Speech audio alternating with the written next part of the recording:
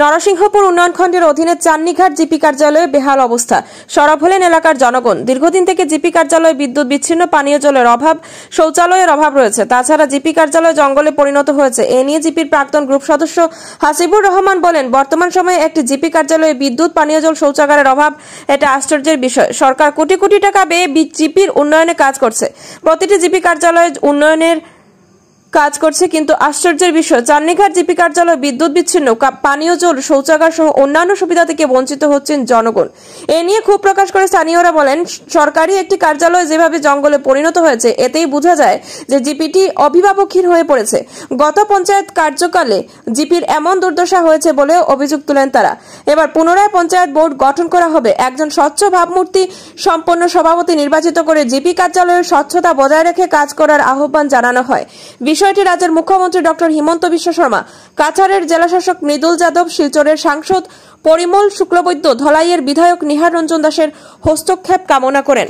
নাম হাসিবুর রহমান লস্কর। আমি চান্নিঘাট জিপির প্রাক্তন সদস্য।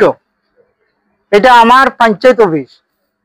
আজকে পঞ্চায়েত অফিস স্থাপিত হওয়ার পর থাকি এখন পর্যন্ত কোনো জলের ব্যবস্থা নাই, কোনো ল্যান্ট্রিনের ব্যবস্থা নাই, কোনো একটা বাচ্চা ঘরে জল খাইবার একটা ফিল্টারও নাই। আর এইভাবে নোংরা আবর্জনা।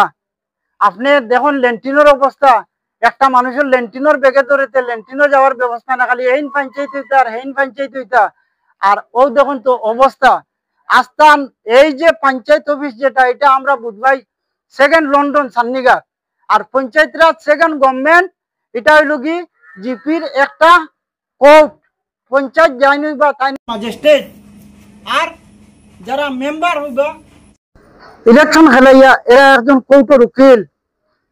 পঞ্চায়েত রাজ সেকেন্ড গভর্নমেন্টের কোর্টের অবস্থা আপনি দেখুন। মানুষে বাউন্ডারি ওয়ালও গিয়ে হিসাব করে। আজকে দেখুন আবর্জনা জঙ্গলে বরিয়া সাপ বিচ্ছু রইবা এই অবস্থা। আমরা চান্নিঘাট জিপির স্বচ্ছ ভারত অভিযানের কারণে আমরা প্রধানমন্ত্রী নরেন্দ্র মোদী যে কোটি কোটি টাকা খরচিস। আজকে ব্লক থাকি স্বচ্ছ ভারত অভিযান জিপি তাইতো, জিপি থাকি স্বচ্ছ ভারত গ্রামের মধ্যে আইতো। আজ এই রকমের যদি আমরা একটা পরিবারের যদি তার ঘরের মধ্যে এইরকম থাকে বাইরে কিতে হবো। আজকে ল্যান্ট্রিনের কোনো ব্যবস্থা নাই। পঞ্চায়েত অফিস স্থাপিত হয়েছে ফরতেই কোনো ল্যান্ট্রিনের কোনো জলের ব্যবস্থা নাই। একটা বাচ্চার জল খাইবার লাগে একটা ফিল্টার নাই। এখন যে পঞ্চায়েত হইতা সচ্ছল পঞ্চায়েত যদি তার ক্ষমতা থাকে, তার স্বচ্ছ শ্বাস থাকে, যদি জিপির উন্নতি করতে পারেন পঞ্চায়েতে কোনো আইলে খবর আছে।